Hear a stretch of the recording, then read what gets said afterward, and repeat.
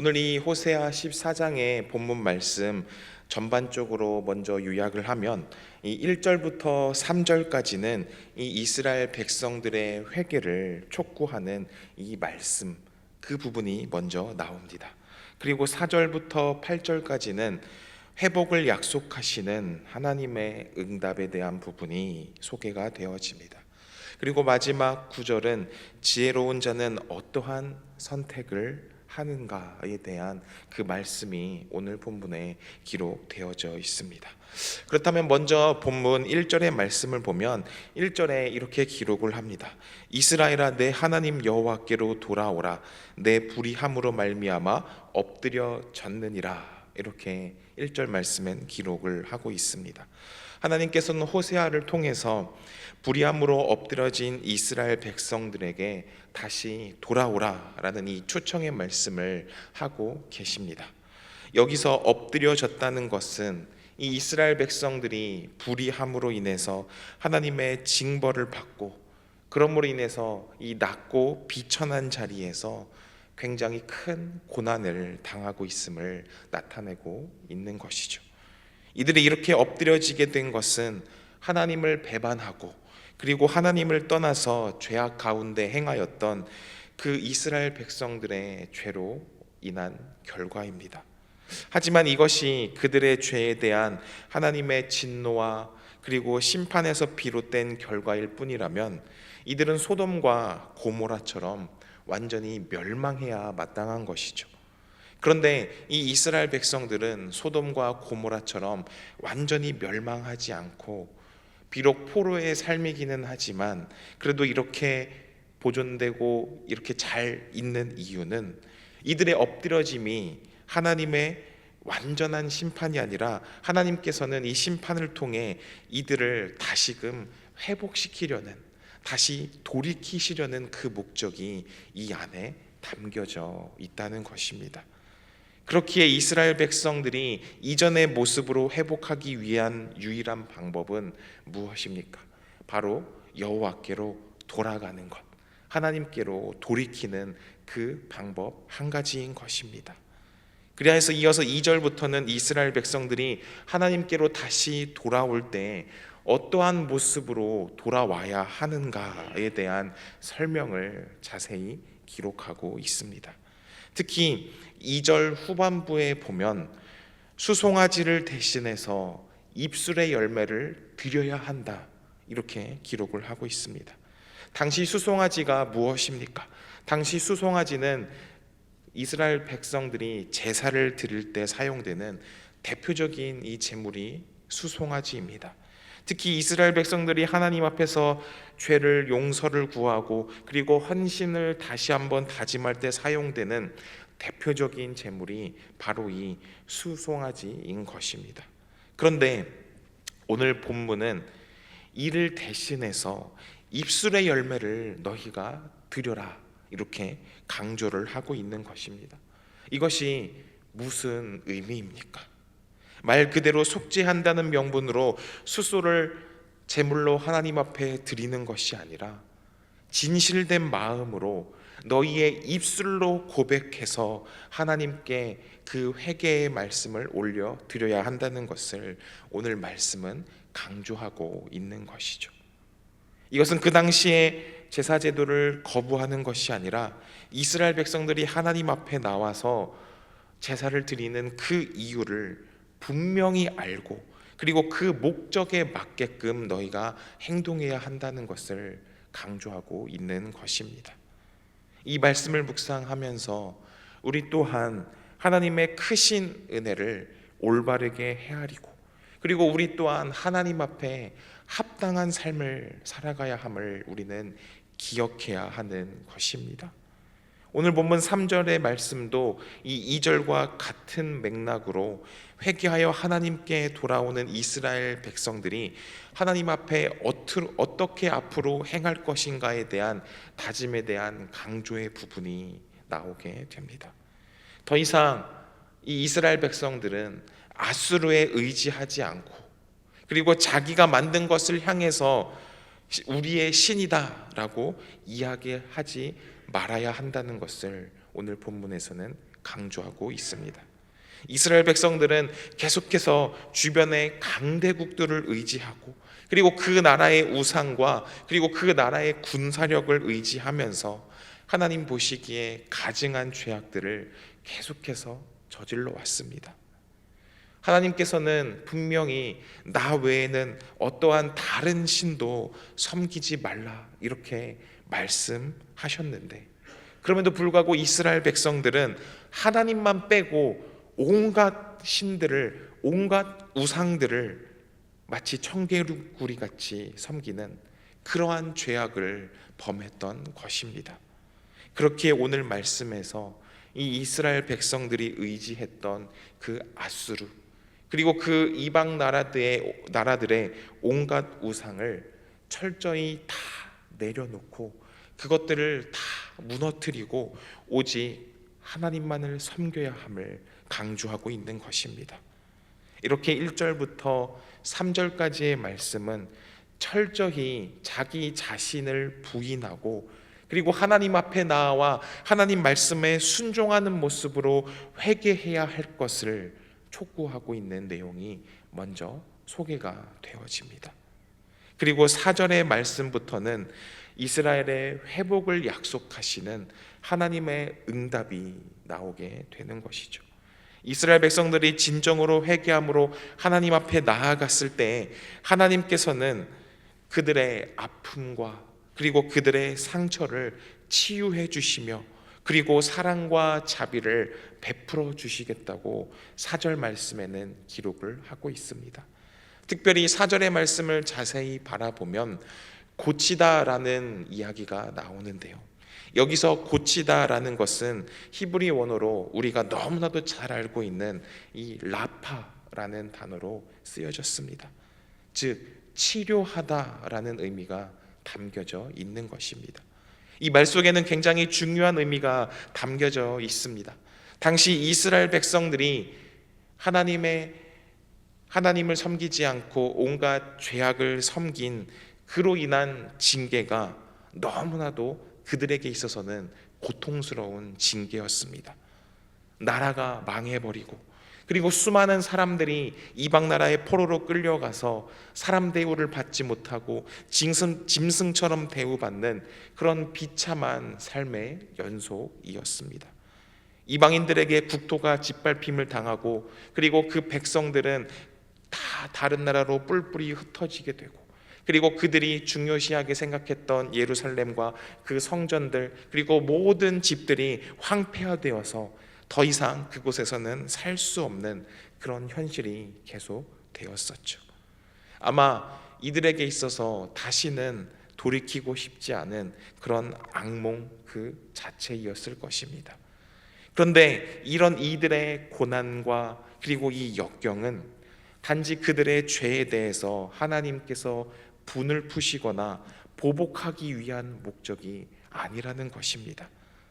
이스라엘 백성들의 완악함과 그리고 이스라엘 백성들의 잘못된 모습을 하나님께서는 치료하시려고 하는 이 하나님의 은혜의 손길이 함께하고 있다는 것을 우리는 이 말씀을 통해 바라볼 수 있어야 하는 것입니다. 그렇습니다. 하나님께서는 죄를 범하며 회개치 않을 때 범죄에 찌들어 살 경우 자기 백성이라 할지라도 혹독한 징계를 가하십니다. 그리고 이러한 혹독한 징계를 통해서 뿌리 깊게 내린 그 죄의 모습을 완전히 뿌리채 뽑아버리게 하시는 것입니다. 하나님께서 이 죄의 모습을 고쳐주시는 그 과정이라는 것이죠. 그리고 이렇게 죄의 속박에서 벗어난 사람들을 특별히 4절 말씀을 또 바라보면 하나님께서 어떻게 말씀해 주십니까? 기쁘게 그들을 사랑하리니 라고 말씀해 주십니다. 이 말씀을 통해서 죄인들을 향한 하나님의 적극적인 용서와 그리고 회복의 의지를 바라볼 수 있는 것입니다. 그리고 계속해서 5절의 말씀을 보면 하나님께서는 이렇게 또 말씀을 하고 계십니다. 내가 이스라엘에게 이슬과 같으리니 이렇게 말씀하시죠. 하나님이 내리시는 축복을 이 이슬에 비유하고 있는 것입니다. 이슬은 이 메마른 땅에 내리는 생명의 근원이자 회복의 상징이 되는 것입니다. 그리고 백합화 같이 피겠다라고 또 계속해서 말씀하십니다. 이 백합화는 아름다움과 그리고 생명력을 상징합니다. 그리고 레바논의 백향목 같다라고 또 말씀하시는데, 이 레바논의 백향목은 견고함과 그리고 안정감을 상징합니다. 그리고 이어서 6절 말씀에서도 마찬가지입니다. 감람나무와 같이 아름다움이 퍼질 것이다, 이렇게 이야기를 하고 있는데요, 이 감람나무 열매가 풍성함과 생명력을 또한 상징하고 있는 것입니다. 그리고 7절의 말씀도 바라보면 7절에 어떻게 기록을 하고 있습니까? 7절의 말씀을 제가 읽겠습니다. 그 그늘 아래 거주하는 자가 돌아올지라. 그들은 곡식같이 풍성할 것이며 포도나무같이 꽃이 필 것이며 그 향기는 레바논의 포도주같이 되리라. 아멘. 하나님께서는 말씀하고 계십니다. 하나님께 돌아온 자들은 이 하나님이 제공해 주시는 그 보호 아래에서 안전하고 그리고 풍성한 삶을 누리게 될 것이다, 이렇게 말씀해 주십니다. 그리고 이 7절 말씀에서 그늘이라는 것은 이 하나님의 특별한 보호를 나타내는 것입니다. 그리고 곡식과 그리고 포도나무, 그리고 이 레바논의 포도주는 계속해서 반복적으로 풍성함과 그리고 기쁨 그리고 참된 만족을 상징하는 것이죠. 하나님의 보호와 그리고 하나님의 은혜 아래에 있는 삶은 이렇게 풍요롭고 그리고 행복한 삶이라는 것을 깨달을 수 있는 것입니다. 이 모습들을 바라보면 과거 이스라엘 백성들이 하나님을 떠나서 이 아수르를 의지하거나 그리고 이방 우상들을 섬길 때에는 맛볼 수도 없고 경험할 수도 없는 굉장히 놀라운 일이라는 것을 우리는 깨달을 수 있는 것이죠. 이스라엘 백성들은 애굽이나 그리고 아수르와 같은 강대국을 계속해서 의지함으로써 자신들의 나라가 더 견고하게 설 수 있을 것이라 잘못된 믿음을 갖고 있었습니다. 그리고 하나님 대신에 이 열방의 우상들을 섬김으로써 그 우상들의 도움으로 인해서 자신들이 풍요로워지고 그리고 자신들이 큰 번영을 누릴 것이라 잘못된 기대감이 있었습니다. 하지만 이 모든 기대와 모든 소망은 다 헛것이었던 것입니다. 이스라엘 백성들에게 진정한 풍요와 진정한 축복을 안겨주는 것은 이 아수르나 애굽과 같은 주변의 강대국이 아니라 그리고 우상들이 아니라 오직 하나님이시며 그리고 이들의 영광은 오로지 하나님에게서만 나온다는 것입니다. 과거 아수르와 애굽을 의지하며 우상을 섬길 때 이 이스라엘 백성들의 모습을 바라보면 어떠합니까? 점점 더 삶의 질이 올라갑니까? 아닙니다. 이들은 강대국을 섬기고 우상을 섬기면 섬길수록 계속해서 더욱더 곰핍해지고 쇠약해지고 그리고 고갈되고 수치스러운 그러한 삶으로 전락을 하게 됩니다. 하지만 오늘 말씀을 바라보면 하나님께 회개하고 하나님께 돌아옴으로써 이들은 다시금 생명력을 얻게 되고 그리고 굳건하게 다시금 세워지고 그리고 하나님께서 주시는 그 풍요와 번영을 누리게 되고 그리고 하나님으로 인해서 명성까지 얻게 된다는 그 약속의 말씀이 오늘 이 호세아 말씀에 기록되어져 있는 것입니다. 우리는 이 모습을 바라보면서 우리의 삶 속에서 하나님보다 세상의 것을 더 의지하려는 모습이 있지 않는가, 그 모습을 우리는 되돌아볼 필요가 있습니다. 세상의 것을 취하기 위해서 욕망에 사로잡혀 사는 그러한 삶이 아니라 하나님이 주시는 참된 평안과 그 안식에 거하는 모든 성도님들 되시기를 소망합니다. 9절의 말씀으로 넘어가 보겠습니다. 오늘 이 9절의 말씀을 우리가 한 목소리로 함께 읽어보겠습니다. 시작. 누가 지혜가 있어 이런 일을 깨달으며 누가 총명이 있어 이런 일을 알겠느냐? 여호와의 도는 정직하니 의인은 그 길로 다니거니와 그러나 죄인은 그 길에 걸려 넘어지리라. 아멘. 오늘 이 구절의 말씀에서 여호와의 도는 이 호세아서 전체를 통해서 제시되고 있는 이 하나님의 말씀, 하나님의 진리를 의미하는 것입니다. 그리고 호세아는 이 진리를 가리켜서 어떻게 이야기하고 있습니까? 하나님의 도는 정직하다, 이렇게 이야기하고 있습니다. 이는 그 진리가 절대적이고 그리고 올바르며 한치의 오류도 없이 정확하고 진실하다는 것을 의미하는 것입니다. 그런데 이에 더하여 호세아는 그 진리가 아무리 옳고 바를지라도 이 진리를 대하는 사람의 태도에 따라서 그것이 사람을 생명에 이르게 할 수도 있고 그리고 오히려 걸려 넘어져서 파멸에 이르게 할 수도 있음을 지적하고 있는 것입니다. 호세아는 이 여호와의 도를 따라 걷는 자와 그리고 그 길에 걸려 넘어진 자를 각각 말씀 속에서 의인과 죄인으로 표현을 합니다. 의인은 누구입니까? 하나님과의 관계가 올바르게 정립되어 있는 사람이고 또한 하나님의 뜻을 즐거이 순종하며 따르는 사람입니다. 반면 죄인은 이 하나님의 권위에 맞서며 하나님의 권위에 도전하며 하나님의 뜻을 거부하는 사람입니다. 그리고 그들이 당하는 결과는 너무나도 극명한 차이를 드러내게 되죠.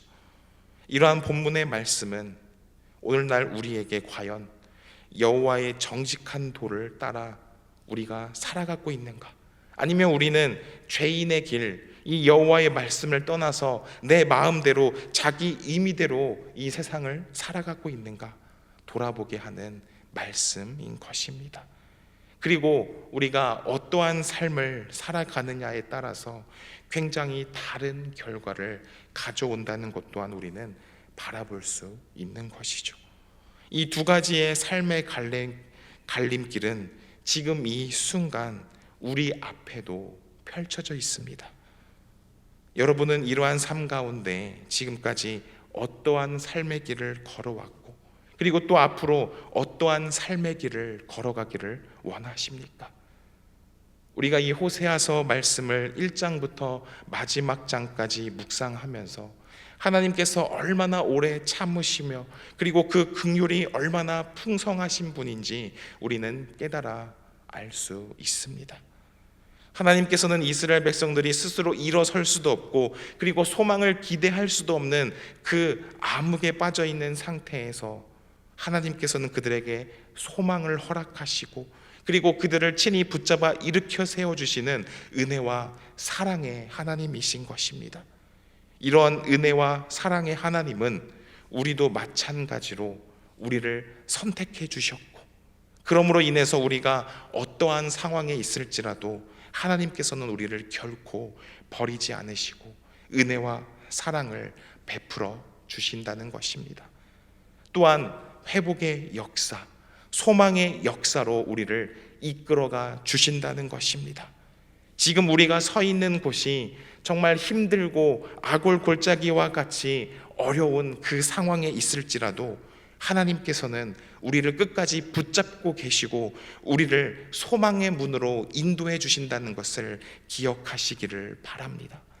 우리는 이 사실을 기억하면서 하나님으로 인해서 다시금 일어서며 하나님의 크신 은혜로 그 긍휼로 인해 오늘 하루도 힘차게 나아가는 삶을 살아가는 모든 성도님들 되시기를 소망합니다. 기도하겠습니다. 하나님 아버지, 오늘 이 시간 주님의 말씀을 묵상하며 하나님이 주시는 그 참된 소망과 사랑과 은혜 안에 거하는 우리가 되게 하여 주시옵소서. 세상에서는 너무나도 많은 유혹과 그리고 어려움과 그리고 우리를 넘어뜨리게 하려는 그 유혹들이 항상 우리에게 몰려옵니다. 하지만 우리가 그것에 속아 넘어가는 것이 아니라 하나님의 말씀을 붙들고 참된 진리가 무엇인지 올바르게 분별할 수 있는 능력을 우리에게 허락하여 주시옵소서. 그래서 우리가 잘못된 길로 걸어가는 것이 아니라, 죄인의 길로 걸어가는 것이 아니라 의인의 길로 걸어가는 삶을 살아가게 하여 주시옵소서. 또한 내 안에 하나님보다 더욱더 세상을 쫓으며 살아가는 모습이 있었다면 오늘 이 시간 하나님 앞에 그 잘못된 모습을 모두 다 내려놓고 주님의 말씀으로 다시금 회복되는 역사가 시작되게 하여 주시옵소서. 그래서 오늘 이 호세아서에서 이스라엘 백성들에게 임했던 이 회복의 말씀이 우리 삶에, 우리 가정에, 우리 직장 안에 가득할 수 있도록 주님 인도하여 주시옵소서. 감사드리며 예수 그리스도 이름으로 기도합니다. 아멘.